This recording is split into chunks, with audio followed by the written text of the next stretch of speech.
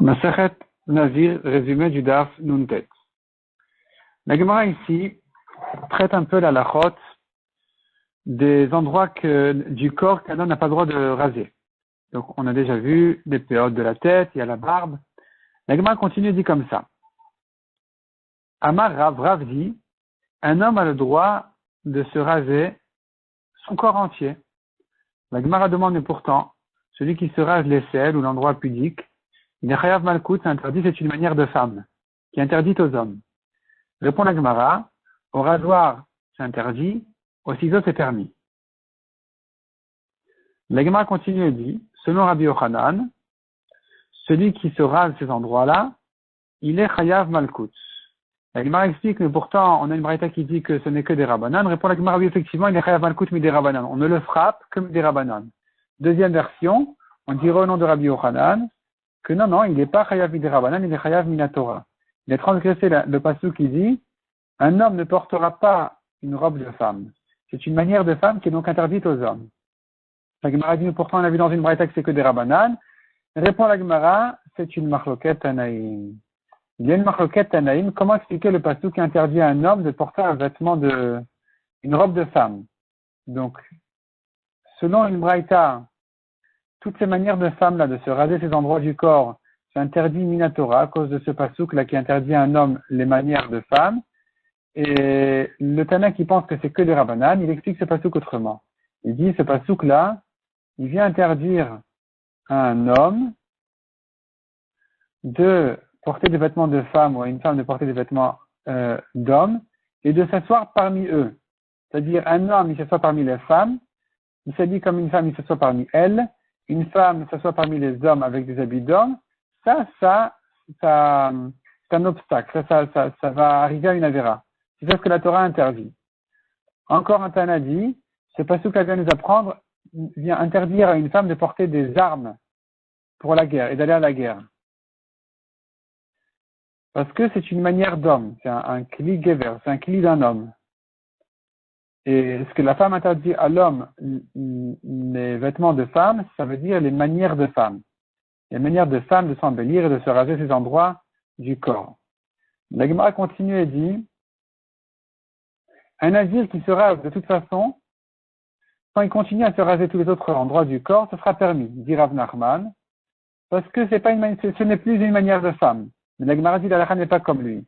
Il se rase la tête, le reste reste interdit. La Gemara demande, mais pourtant Rabbi Yochanan lui-même, qui avait interdit en haut midoraita ou midirabanan selon les différentes versions, lui-même n'avait pas de poils à ces endroits-là.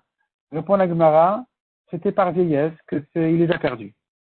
La Gemara raconte qu'un homme devait être frappé au beddin de Rabbi Ami. Et quand on lui enlevait la chemise, on a vu que il se laissait les poils pousser comme un homme. Il ne se rasait pas. Il leur a dit, celui-là, c'est un Talmid Chacham, ne le frappez pas.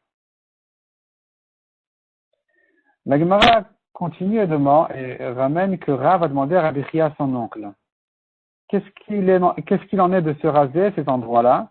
Il a dit, c'est interdit. Il a dit, mais ça va beaucoup pousser, ça dérange. Alors il a répondu, non, il y a une limite. Juste combien ça pousse, mais ça ne dérange pas. Plus que ça ne pousse pas, ça ne dérange pas. La Gemara dit se frotter ces endroits-là pour enlever les poils, c'est interdit, mais sur son vêtement, c'est permis. Deuxième version qui dit que la question était à propos de la tfila, de se toucher sur son habit à ces endroits-là, les selles, etc. C'est interdit, mais la halakha n'est pas comme ça, il dit que c'est 8 permis. Mishnah suivante.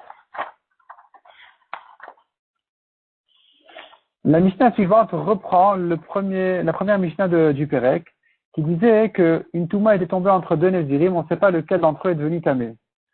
Et donc, dans le doute, ils amènent un korban entre eux, et ils disent, si c'est moi le Taor, c'est le mien, si c'est toi si je suis le tamé, ça sera bref, ils amènent les deux korbanot, un korban Touma et un korban Tara, et chaque korban sert à celui qui en a besoin.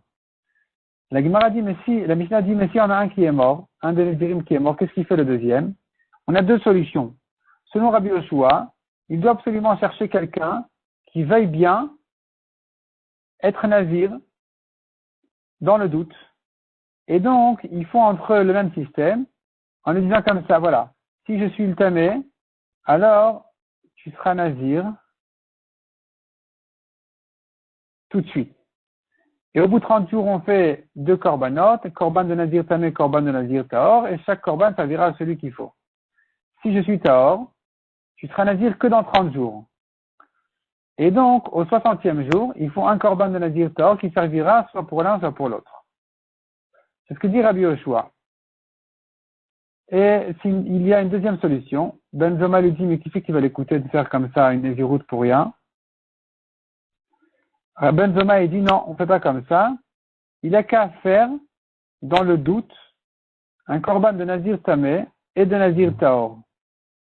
Et il dit, voilà, si je suis tamé, je prends le korban du nazir tamé. Et si je suis nazir, enfin, mon korban c'est le nazir tamé. Et si je suis tahor, mon korban c'est le nazir tahor. Il s'arrange comme ça avec son tnaï, c'est ces deux options de korban. Et au bout de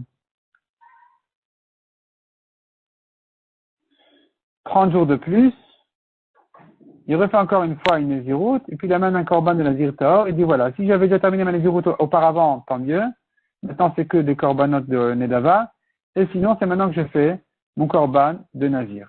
Ça, c'est la solution de Ben Zoma. Rabbi Yoshua lui a dit, mais il y a un petit problème, c'est qu'il n'a pas fait ses corbanotes en un temps. Alors, il les a partagés en 2 temps. La Gemara dit, c'est pas un problème. De faire ses corbanotes en 2 temps, c'est pas un problème. Et même Rabbi Yoshua nous a dit que pour habituer les élèves à poser des questions, même quand les questions, on risque de se moquer d'eux. C'est-à-dire, c'est une question qui était que pour certifier qu'on a bien compris. C'était une question fausse en fait, et quand même il a posé pour affiner les élèves. La Gemara fait encore une remarque sur Rabbi Yoshua. Donc finalement, on préfère la conclusion avec comme Ben Zoma, qui a dit qu'on n'a pas besoin de chercher un autre nazir. Il suffit qu'il fasse lui seul ses corbanotes dans le doute et qu'il amène les 2 options de nazir tam et de nazir tahor la première fois, et puis il refait 30 jours, il fait que les corbanotes du nazir tahor, et comme ça il termine avec sa naziroute.